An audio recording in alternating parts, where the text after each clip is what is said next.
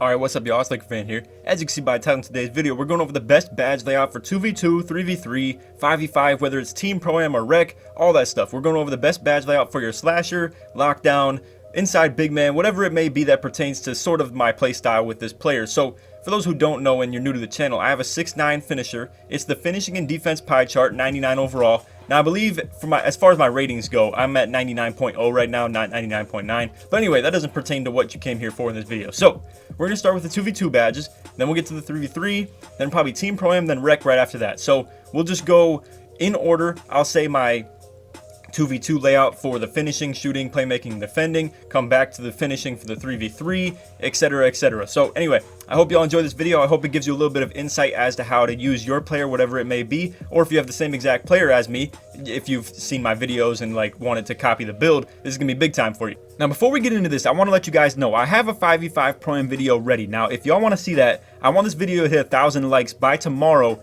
before I start recording this, so it's probably gonna be like 4 o'clock by tomorrow. All right. So anyway, if y'all enjoy this, like I said, feel free to hit that like button, subscribe if you're new, all that good stuff, turn on them noties, and without further ado, let's get right into this. For 2v2, I want to explain there's a couple different sets of things that I do, and I'll explain what I do differently depending on what teammates I play with and the play style. So if I'm playing with as a screen setter and I have a true outside point guard who I'm just constantly going to be setting picks for, rarely going to be taking the ball with the hop dunks or the takes myself, because I'll probably have a true dominant inside defender, like big man on me, like as in a big rim protector is going to be the one on me, or just whatever it may be, a rim sharp, yada yada, you get the deal. It's not going to be a great efficient look if I just go to the hoop constantly and try to take it straight at him. So I usually keep this Lob City finisher on Hall of Fame. I think it's a good badge for me to use. I don't know if I'd recommend it for everybody, but I will say alley-oops are big time as far as 2v2. When you have big bigs that are getting put into that pick and roll, getting forced to step out the paint, when your guard goes to the mid-range, it's very big time that you have this on. It just helps you make the contested finishes a lot better. I know a lot of you have probably seen the contested finishes on the alley-oops where you just miss them point blank. This still happens occasionally, but this helps quite a bit. Now, I will say, set badges that I rarely ever take off, no matter what the game mode, is Slithery Finisher, Contact Finisher, and then Relentless Finisher. Now, the reason behind all three of these, is in my opinion, they help you with the dunking the most part. So, the thing about that is, a lot of these accessory badges right here that I would say help you with the layups. Now, I will say, if I'm going strictly ISO, I usually do something like this where I put Fancy on instead of Lob Finisher. It's a pretty self-explanatory thing where if you're going to be playing off ball and setting a lot more picks, it makes a lot of sense to have Lob Finisher. If you're going to be taking the ball in your hands, it makes a lot of sense to have Fancy Footwork. Simple as that. Now, I will say, I value Pro Touch just a little bit more than I used to. If you take your meter off, you can actually time layups. It's just obviously the meter doesn't pop up, so it's a little bit tougher to time layups. But what I will say, with the meter on, I gotta say I get a late or a very early every single time I put anything up. It's usually always late for the most part. But when you take the meter off, I feel like it actually allows you to time your layups. It's kind of crazy. But anyway, as far as my breakdown on some of these badges though, Acrobat is useful. I would use it maybe more so. I'd say you could probably go something like this, even if you're just strictly going with the ISO 2v2. But like I said, for the most part, if I'm ISOing, I'm probably going to go with something like this from now on. I have a build that's 6'9". I don't value Giant Slayer all that much, just at the fact that I don't really believe in the badge all that much anymore. I know 2K Labs is kind of onto something with it, but still, I'm not a big believer in Giant Slayer. But like I said, the little trio of Relentless, Contact Finisher, and Slithery Finisher. These three badges help you dunk constantly, and I keep them on Hall of Fame no matter what. Now, those are by far, in my opinion, the best 12 badges you could spend. But what I will say is, badges like Consistent and Acrobat on Bronze are big time to have as well. They're very necessary. I would definitely recommend to. And then, like I said, I mean, playstyle, it all depends if you want to go Lob City Finisher or Fancy Footwork. I usually only keep Lob City Finisher on if I'm strictly setting picks and not doing any types of ISO, anything like that. Now, two things you can use this one shooting badge on if you only have one shooting badge. I would definitely recommend, if you're gonna play as a screen setter, like I'm talking with this 2v2 stuff, I would go Slippery Off Ball just to help you with the pick and roll speed. Now, what I will say is, I don't really feel comfortable shooting unless I have it on Quick Draw. So if I'm playing 3v3 Park, where I'm just trying to spread the floor a little bit, because I do have like 52 3-pointer, sometimes I'll go on the Bronze Quick Draw, but again, this is mostly for the 2v2 breakdown. Now, for 2s, I definitely recommend, no matter what game mode, keep this quick first step on. Absolutely. I mean, this is the best 3 points you could spend on a playmaking badge, point blank. But I will say, bronze space creator, bronze bailout. They're both very equally good, and gold is also very equally good as far as whichever one you do. So whatever you would like to use more, I would recommend, but I would honestly recommend never get out of this little L shape right here of these playmaking badges if you're playing with this style of build that I'm using. I don't believe in unpluckable all that much. I really don't think with this build, or for that matter, like the inside big type, you know, hop dunk area that I'm kind of like talking about in this video, that you should really use unpluckable or value it. Depending on how big you are, maybe post spin technician, but again, this is more for like the hop dunk category of the inside bigs or slashers. So anyway, again, if your ball control is decent, like I'm gonna say around 70, especially with takeover on, if you only have like 60, you can do this as well. Space Creator allows you to do these normal 14 hop jumpers where you just hold down on the right stick. You can literally make people fall by only having bronze, and I think it's actually it's really nice to have, I would say. It's not a necessity, but still, it's there. But anyway, bronze bailout, you don't have to worry about missing passes all that bad, but with gold on, it's big time. It's always accurate for the most part, and then, like I said, gold quick first step, great to have. Now, this does change a little bit depending on what I'm playing for the 3v3, and I'll get to that in a sec. So anyway, for 2v2, again, this very much so depends on the teammate that I'm playing with. This is usually what I'm rocking right here. I usually never take brick wall off Hall of Fame unless I'm strictly ISOing on the 2s, or yeah, basically only 2s. I'll never not have brick wall on 3v3. But anyway, Hall of Fame rim is very nice to have for the takeover boost. Obviously, it helps you like get more blocks and affect more shots too. And then for 2v2, pogo stick is probably never coming off Hall of Fame.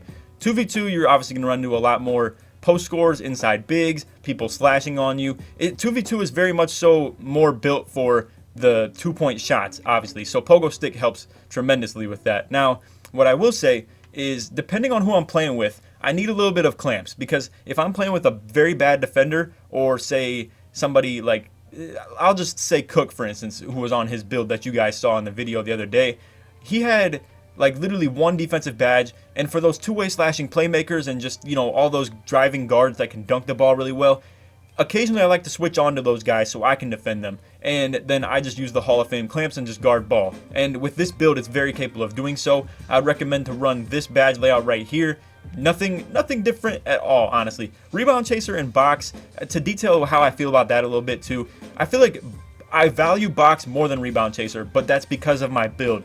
I have such great like speed and vert, and you know, just mobility and agility, and it's so easy to get away with not having this rebound chaser, in my opinion. Now, do I see the impact? Yes, I see, like, you know, better animations for the rebounds when I have this on, but I don't think it's the most valuable of any of these badges. I keep the chase down on no matter what. It helps with the hedge defense against inside bigs. It helps with chasing down guards if I get put into the on-ball defense situation. I recommend this chase down no matter what, but if you're at a very much so budget, you can probably get a decent value out of it with bronze, but for the most part, that's what I would recommend. So anyway, now we're going to get to the 3v3 real quick. I'll try to speed this up now that you guys know how I feel about all the badges just in general. So for 3v3, basically the same thing goes for the finishing. The finishing usually goes a lot more by who I'm playing with rather than what game mode I'm really on, because this more so just changes by what I'm doing in the game rather than what game mode I'm in. Now, that does change quite a bit for the playmaking and defense, but for finishing, like I said, it depends who I'm playing with. If I'm going ISO, obviously it makes sense to take the Lob City finisher off, go with fancy footwork. If I'm not touching the ball at all much, unless I'm just doing it on screens, it makes a lot of sense to have Lob City finisher. Like I said, these three right here, Slithery, Relentless, and Contact, never come off Hall of Fame. Simple as that. And I just recommend to maybe play around with this little trio right here at your own ability. Now, again, depending on what level of badges you have, it may be tougher to kind of fit this in. I would recommend to have at least these two on bronze if you're at a budget, and then maybe you could get away with a little bit less Lob City finisher, again, if you have more of a budget to ball on this. But anyway, like I said, for the most part, it all stays the same. I'll usually rock something like this, where, you know, it's just this little trio changes a little bit, but nothing really changes too much based on 3v3 or 2v2. Now, slippery off ball, like I said, it's mostly for, it depends who I'm playing with. If I'm looking to shoot the ball at all, I usually put it on quick draw. If I'm not looking to shoot at all, I put it on slippery off ball. For the most part, it stays on slippery, just because most of the stuff that I play is comp oriented, and I'm not really looking to shoot the ball too often.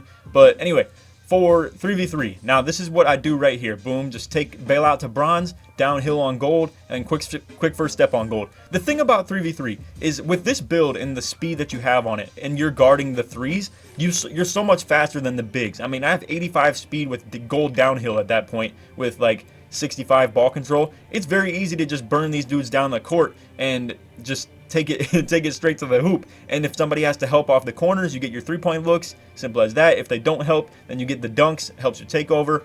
Easy money. And it's 2 free points at that point too. So this right here is exactly what I do at all times on 3v3. No doubt about it. This is like the bread and butter of what I do for the 3v3 badge layout. So then for the defense, I kind of value these a little bit less in the big aspects of the court, because I feel like I don't know what it is about 3v3. I just feel like rebounding is not quite as important. In 2v2, it's like so prime to get a rebound, because obviously that's your whole possession. If you don't get the possession back, that's a possibility you get 22 more points dropped on you. Now obviously I believe in my defense way better than that to think anybody's just gonna 21-0 me off rip like that. Unless you're a specific dude that was in the comments on my last video. But anyway, let me stay on topic. Anyway, let's get along with this. So depending on what I'm playing in the 3v3, whether it's stage or park, in park I usually keep the pogo stick on because you see a lot more inside bigs. I will say maybe I'll value clamps a little bit more in 3v3 because there's a lot more times when you need to switch everything and just value the versatility on defense a lot more. So I'll either go with something like this, or like I said, maybe go ahead and do bronze rebound chaser. Now, what I will say too, in stage, I never use rebound chaser and I drop rim protector to silver. Now, I want to explain why I do this. So then you have this right here where you use defensive leader, right? Now, this is the thing. In stage, it doesn't make much sense to have the pogo stick on because that's where I run into not very many inside bigs, not many people putting up layups in the first place because people value 3-pointers so much. So this is where I drop the pogo stick, put it on clamps, boom, you have this combo right here where your guards can have better perimeter defense. It helps a ton for them to be able to have that added 4 points to the defense. And just for me to be able to see everybody on the court, see who has what percent to shoot. Now, obviously, I know it's not just because a pure lock has a 4% chance from the corner doesn't mean they're going to shoot 4%. It just means it lets me know that that's a pure lock. Or say if I see a 48, that's probably a two-way sharp. Or if I see like a 35, that's a playmaking defender. It lets me identify builds a lot better and just see what they're able to do and bring to the table on their offensive side. And then, like I said, in 3v3, you're going to switch a lot when you play those rim sharps. So you got to carry these clamps on you at the best ability possible. When you're a big man, you're going to get put in that ISO. They're not going to just constantly run you through screens because that's just them giving you and your team the ability to switch back. So whenever they get that switch, they're looking to target you as the big man. So the higher your clamps can be, the better. This is big time and major to put on a high level. And then, like I said, I would definitely recommend Silver Intimidator. Let me know what you guys feel about Intimidator. I feel like Silver is the most ability I can get out of this badge, and I don't really notice that big a difference from Silver to Hall of Fame. But if you guys think Hall of Fame Intimidator is like crazy, let me know if you think it's worth me dropping something else. I could probably go with like, it would hurt to take the takeover ability down with this rim protector, but I would always keep this on bronze at least, and I could probably go something like this if you think Intimidator on Hall of Fame is really worth having. But I don't know too much about that from my own perspective. So anyway, that right there is the 3v3. Now real quick, we'll finalize this with just saying the Pro-Am. Again, Pro-Am stays the same no matter what, whether it's rec or 5v5, 3v3, 2v2. It just depends who I'm playing with. Now, I will say in Pro-Am, I very rarely will ever do something like this where I'm going to value fancy footwork because there's too many people on the court. It's too tough. I'm always going to have the biggest, best interior defender in the paint, and it's as simple as that. There's no point to me trying to just target people out and just take them into the hoop. It makes a lot more sense for me to carry this for when I'm playing with my inside or my outside point guards. It makes sense for there's a lot more corner helpers to help and try to affect those late alley-oops. And it's really actually big time to have this badge on Hall of Fame in Team Pro-Am. Now, again, I'm probably just going to use slippery off ball in Team Pro-Am. I don't really value shooting corner threes all that much with this build, but what I will say too, it actually would be very good for me to use quick draw in Team Pro-Am, just at the fact that if I could shoot from the corner with this build at a decent rate, it would definitely open up a lot more sets we could do, whether it's ISO or just the 5 out, or even just, I don't know, just in general. But anyway, like I said, this is mostly going to be what I do for 3v3 or Team Pro-Am, where I value the downhill. If I can grab a rebound and go coast to coast with it in any game mode, I value this badge a ton. Now, I don't value it in 2v2. I've been told, I know it works and it helps me, like, you know, if you grab a rebound and you take it back out to the 3-point line on 2v2, it still helps you with a speed boost, but nowhere near worth it. And I'll just value to have more bailout in that bronze space creator on 2v2. But anyway, like I said, for Team Pro-Am and just rec, just in general, I'm valuing downhill and quick first step over anything, and that's just simple as that. Now, as far as rec, this is where I want to go with this. Now, for Team Pro-Am or rec, I don't ever carry the defensive leader. I feel like me as the dude who's playing big man and needs to be able to go both ways on defense, be able to guard perimeter and down low, I always want to not really have to carry this personally, just at the fact that I feel like I need more rebounding stuff. Like, I usually go with something like this on the Team Pro-Am. I value box a little bit more because that's where you might run into the big bigs who have like stuff like Worm and just, you know, the more rebounding oriented bigs. And then for Pro-Am, I'm always going to value Hall of Fame brick wall, Hall of Fame chase down. Now, clamps varies. If I'm playing rec, I'm always going to use Hall of Fame pogo and Hall of Fame rim. Simple as that. We're probably going to not ever run into anybody that's playing any like high level comp. Now, that's where I also want to chain into the fact that I don't really use this build for rec very often. If I ever do hit the rec, it's with an incomplete build, or my teammates have like very incomplete builds too. So I shouldn't even mention that, but just for you guys and your own sake, I would very much so value pogo stick and rim protector as much as you can. Now, here's where the thing varies, where it's a very tough like and murky thing for me to try to think about Team Pro-Am, because the thing about pogo stick on Team Pro-Am, like 5v5 Pro-Am, is pogo stick doesn't really become that much of a value, but I hate to not have it when I play inside bigs or driving guards that combine with an inside big. This is a nightmare if you don't have pogo stick, and it's just so annoying when you have a driving guard coming at you and you can't jump at him and he might just dunk on you, or if you do jump, then you can't get back up for the rebound quick enough because you got a big man camping paint on you. So what I will say, if you're at a low level of competition where you're playing a lot of teams that don't run the meta pick and pop, 5 out, yada yada, stuff like that, I would value pogo stick. Now, again, the thing is, we have this thing in Team Pro-Am where I actually don't guard the screener if they're setting picks. We have a very, you know what, matter of fact, if y'all want to see the Team Pro-Am vid tomorrow, I got one ready for you guys. But I'm gonna need like 1,000 likes on this video, all right? And if we can make that happen, I will bring that Pro-Am vid tomorrow, all right? I might even go back and leave that in the intro and just talk about that. But anyway, if we can get this to 1,000 likes, I will bring you guys the Pro-Am vid tomorrow. Now, I want to explain, I don't use clamps, and I'll explain that in the vid if I bring it to you guys tomorrow. I don't use clamps because I just never am going to be in an on-ball situation in Pro-Am. There's a lot more people on the court. We can control a lot more things, and I'm just ball hawking around everywhere. Now, like I said, I value the Hall of Fame rim very much so. I recently have been testing the Hall of Fame Intimidator in the Team Pro-Am. Honestly, still don't feel that big of a difference. I don't use Interceptor ever, but I do play a lot off ball. So really, just in general, I sometimes even just value this rebounding stuff to the biggest ability, or I'll probably just go with my usual where I have the silver box, bronze rebound chaser, and then I go with something like the defensive leader if I need to bring it. Or, like I said, sometimes it's nice to have pogo sticks. So just in general, to have the chase down artist and rim protector on Hall of Fame and then the brick wall is big time. Pogo stick can vary sometimes, like I said, and then we'll see how I feel about the Intimidator. It would make a whole lot of sense for me to use on a Hall of Fame, but I just don't really see the big difference personally. And then maybe I'll value things like Rebound Chaser, because I actually do kind of hop out from that corner to chase down a rebound more often. But anyway, I know this Pro-Am kind of description was a little bit more vague. I don't play the most Pro-Am, just in general. And matter of fact, for those who are new to the channel, I'll go ahead and just show my VIP stats so you can get an understanding of kind of what I play for the most part. So VIP stats, we got the Playground, I'm sure I've played a lot, but Stage is like about as much as you would think. I mean, 709 and 150 in the Stage. You see the Team Pro-Am, I'm 66 and 13. Not the best record, but just in general, I mean, you know, pretty good experience. And I gotta say, sometimes they lag you out of these games. I've played the majority of like every game with Kitchen, CB Chillin', and he's 72 and 12, so you can understand they've lagged me out of a lot of these too. But anyway, just to give you guys an understanding for what I play and how I play in them, just, you know, good little VIP stat breakdown right here. But anyway, I hope you guys enjoyed the video. Like I said, if you want to see that 5v5 Pro-Am vid, let me know. Now, I'll give you guys this explanation on it real quick before I entice you too much.